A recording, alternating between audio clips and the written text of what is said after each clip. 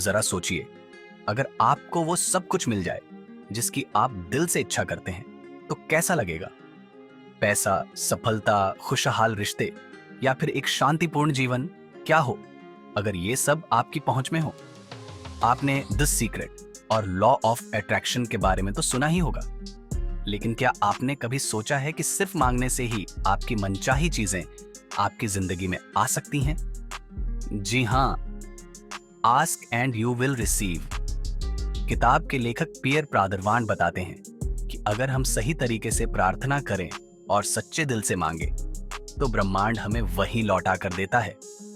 इस किताब में बताया गया है कि प्रार्थना सिर्फ एक धार्मिक कर्मकांड नहीं, बल्कि एक शक्तिशाली ऊर्जा है जो हमारी सोच, हमारा विश्वास और हमारा भाग्य बदल सकती है। लेकिन सवाल यह है कि सही तरीके से मांगें कैसे, और कैसे यकीन करें कि हमें वही मिलेगा जो हम चाहते हैं। इसी का जवाब आपको मिलेगा इस वीडियो में, जहां हम इस किताब के सबसे गहरे रहस्यों को अध्याय दर अध्याय जानेंगे। तो बने रहिए हमारे साथ। और अगर आपको ये टॉपिक पसंद आ रहा है तो वीडियो को लाइक, कमेंट और शेयर जरूर करें। चैप्टर 1, प्रार्थना। मांगोगे तो मिलेगा। क्या आपने कभी सोचा है कि जब आप किसी चीज की सच्चे दिल से कामना करते हैं तो वह कैसे पूरी होती है? Ask and you will receive किताब का पहला अध्याय हमें यही सिखाता है, प्रार्थना की असली ताकत और इसे सही तरीके से करने का महत्व। अक्सर जब लोग किसी चीज की इच्छा करते हैं तो वे या तो संकोच करते हैं या फिर पूरी तरह से विश्वास नहीं रखते कि उन्हें वह मिलेगा। लेकिन इस किताब के अनुसार जब हम दिल से मांगते हैं और पूरे विश्वास के साथ ब्रह्मांड या ईश्वर से अपनी इच्छाएं जाहिर करते हैं, तो वे सच में पूरी होती हैं। प्रार्थना क्या है? लेखक बताते हैं कि प्रार्थना केवल धार्मिक अनुष्ठान नहीं है, बल्कि यह हमारी चेतना को ब्रह्मांड की ऊर्जा के साथ जोड़ने का एक तरीका है। यह कोई जादू नहीं, बल्कि एक वैज्ञानिक प्रक्रिया है जिसमें हमारी सोच, विश्वास और इरादे मिलकर हमारी वास्तविकता को आकार देते हैं। जब हम सही ढंग से और पूरी निष्ठा के साथ प्रार्थना करते हैं, तो हम अपने अवचेतन मन को एक स्पष्ट संकेत भेजते हैं कि हमें क्या चाहिए, क्या मांगना चाहिए और कैसे।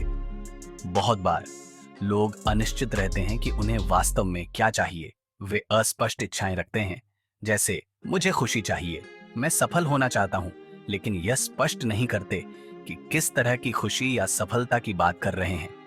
इस अध्याय में बताया गया है कि हमें अपनी इच्छाओं को स्पष्ट रूप से परिभाषित करना चाहिए।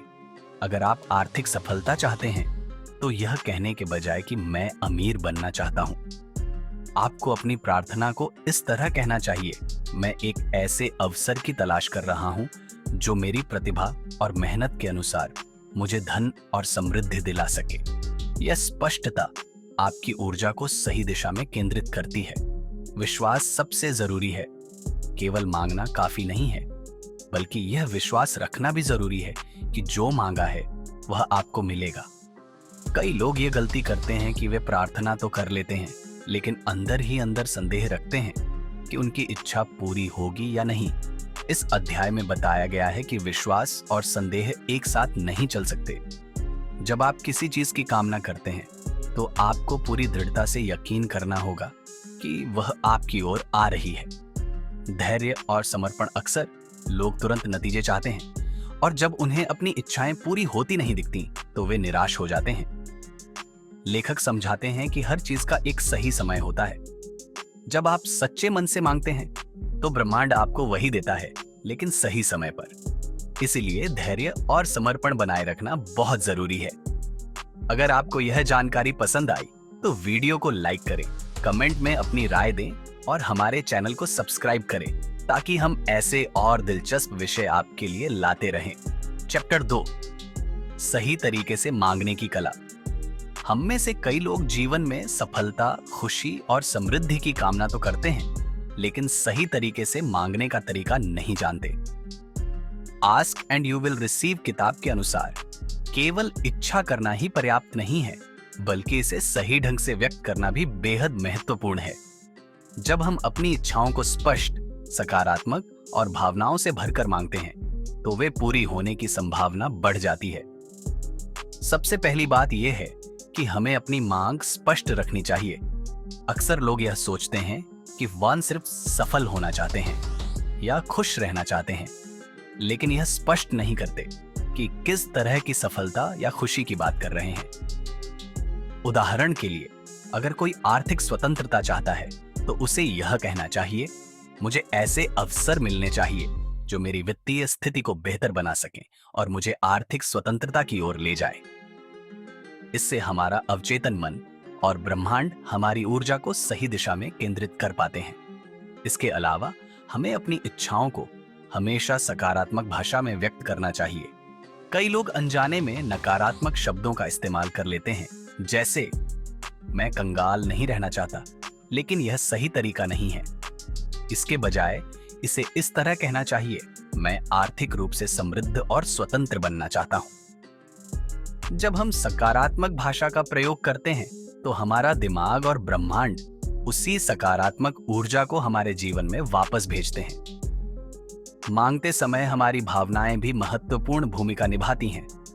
लेखक बताते हैं कि जब आप किसी चीज की कामना करें तो उसे ऐसे महसूस करें जैसे वह पहले से ही पूरी हो चुकी है। उदाहरण के लिए, अगर आप एक अच्छा करियर चाहते हैं तो यह महसूस करें कि आप पहले से ही अपने पसंदीदा काम में सफल हो चुके हैं। जब हम इस भावना को वास्तविकता की तरह जीने लगते हैं तो हमारा अवचेतन मन उसी अनुसार काम करना शुरू कर देता है और चीजें हमारे पक्ष में होने लगती हैं। एक और महत्वपूर्ण तत्व है आभार व्यक्त करना। जब हम अपने जीवन में पहले से मौजूद अच्छी चीजों के लिए आभार प्रकट करते हैं तो ब्रह्मांड हमें और अधिक देने लगता है। हर दिन यह कहना, मैं अपने जीवन में जो कुछ भी है उसके लिए शुक्रगुजार हूं और मैं आने वाली सभी खुशियों और अवसरों के लिए भी आभार प्रकट करता हूं, हमारी ऊर्जा को सकारात्मक बनाए रखता है और हमें और अधिक देने के लिए ब्रह्मांड को प्रेरित करता है। अंत में, संदेह से बचना जरूरी है। कई बार लोग प्रार्थना तो कर लेते हैं, लेकिन अंदर ही अंदर यह सोचते रहते हैं कि क्या सच में उनकी इच्छा पूरी होगी। यह संदेह ही हमारे सपनों को साकार होने से रोकता है। जब आप ब्रह्मांड से कुछ मांगते हैं तो उस पर पूरा विश्वास रखें और यह माने कि यह आपको मिलेगा। इस अध्याय का सार यही है कि मांगने का सही तरीका अपनाने से हमारी इच्छाएं पूरी होने लगती हैं। जब हम स्पष्टता, सकारात्मक सोच, गहरी भावनाओं, आभार और विश्वास के साथ मांगते हैं तो ब्रह्मांड हमें उसी ऊर्जा के अनुसार उत्तर देता है। अगले अध्याय में हम जानेंगे कि कैसे अपनी ऊर्जा और विचारों को और अधिक शक्तिशाली बनाया जाए ताकि हमारी प्रार्थनाएं और तेजी से पूरी हो सके। अगर आपको यह जानकारी पसंद आई तो वीडियो को लाइक करें, कमेंट में अपनी राय दें और हमारे चैनल को सब्सक्राइब करना ना भूलें ताकि हम आपके लिए ऐसे ही प्रेरणादायक विषय लाते रहें। चैप्टर 3, विश्वास की शक्ति। इस दुनिया में दो तरह के लोग होते हैं। एक वो जो सोचते हैं कि उनके जीवन की हर चीज उनके नियंत्रण में है, और दूसरे वो जो सोचते हैं कि किस्मत ही सब कुछ तय करती है। लेकिन ask and you will receive किताब हमें एक तीसरा और सबसे महत्वपूर्ण नजरिया देती है। आप जो भी मांगते हैं वह आपको मिलता है, लेकिन इसके लिए आपको खुद पर और ब्रह्मांड पर पूरा विश्वास रखना होगा। बहुत से लोग अपनी इच्छाओं को मांग तो लेते हैं, लेकिन उनके मन में यह संदेह बना रहता है कि क्या सच में उन्हें यह मिलेगा। यही संदेह उनकी सफलता के रास्ते का सबसे बड़ा रोड़ा बन जाता है। जब हम किसी चीज को पाने की प्रार्थना करते हैं तो हमारा अवचेतन मन उसी दिशा में काम करना शुरू करता है। लेकिन अगर हमारी प्रार्थना के साथ ही संदेह भी मौजूद है तो वह ऊर्जा कमजोर हो जाती है और परिणाम मिलने में बाधा आती है। लेखक बताते हैं कि जब आप कुछ मांगते हैं तो इसे इस तरह मांगिए जैसे कि यह पहले से ही आपका हो चुका है। कल्पना कीजिए कि आपकी इच्छा पूरी हो चुकी है और उसी भावना को अपने भीतर महसूस करें।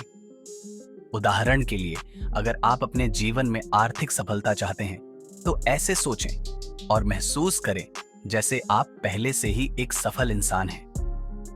जब आप इस विश्वास के साथ सोचते हैं तो आपका अवचेतन मन इसे वास्तविकता में बदलने के लिए काम करना शुरू कर देता है। यहाँ एक और महत्वपूर्ण बात यह है कि विश्वास और धैर्य साथ साथ चलते हैं। बहुत से लोग अपनी इच्छा प्रकट करने के बाद तुरंत परिणाम चाहते हैं, लेकिन ब्रह्मांड की अपनी गति होती है। अगर आप किसी चीज के लिए पूरी तरह से तैयार नहीं हैं, तो हो सकता है कि वह आपको थोड़ी देर से मिले, लेकिन इसका मतलब यह नहीं कि आपकी प्रार्थना का उत्तर नहीं दिया जा रहा। आपको धैर्य रखना होगा और यह मानना होगा कि जो कुछ भी हो रहा है वह आपके सर्वोत्तम हित में हो रहा है। इस अध्याय का मुख्य संदेश यही है कि जब आप अपनी इच्छाओं को मांगते हैं तो उन पर पूरा विश्वास रखें और यह मानें कि ब्रह्मांड आपको वही देगा जो आपके लिए सही है। संदेह को दूर करें, अपनी सोच को सकारात्मक बनाएं और यह समझें कि चीजें अपने सही समय पर होती हैं।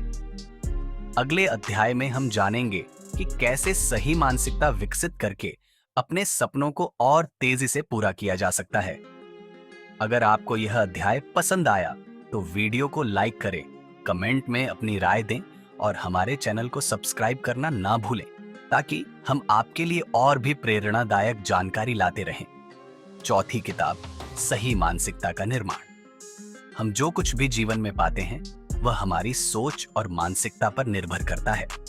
अगर हमारी मानसिकता सीमित और संदेह से भरी होगी तो हमारी इच्छाएं पूरी नहीं होंगी, लेकिन अगर हमारी सोच सकारात्मक, विश्वास से भरी और स्पष्ट होगी तो ब्रह्मांड भी हमें वैसी ही चीजें देना शुरू कर देगा।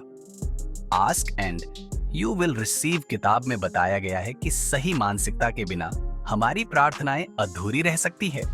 इसलिए इस अध्याय में हम समझेंगे कि सही मानसिकता कैसे विकसित करें। सबसे पहले हमें अपनी सोच को सीमित करने वाली मान्यताओं को पहचानना होगा।